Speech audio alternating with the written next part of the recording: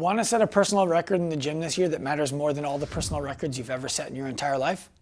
Do it with heart rate recovery. It might be the most important metric that you can measure inside of the gym that is going to extrapolate predictively to how long you're going to live. It seems valuable. Let's take a look at it. Find your one maximum heart rate.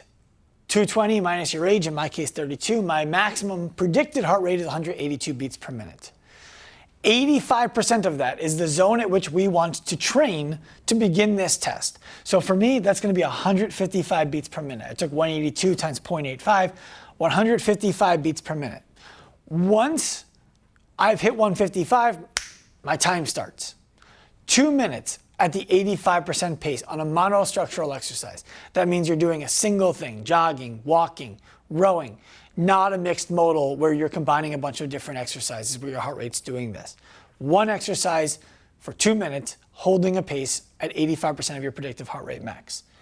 At the end of your first minute, your wearable should be reading that your heart rate has reduced by 30% from the 85% that you were at. In my case, that means 109. At the end of my first minute of recovery, I should be at 109 as a heart rate. That's a 30% reduction from the 155 I was at. My second minute should be a 30% recovery from the 109, which means I'm going to be at 76 at the end of my second minute of recovery. And at the end of my third minute of recovery, I should be at the same heart rate that I walk around at all day, every day. This is the ideal.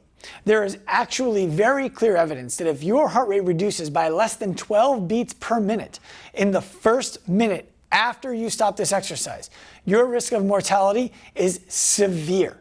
So this is a great way for you to test what's the likelihood that I live a long time after today. Heart rate recovery. Give it a shot. Turn pro.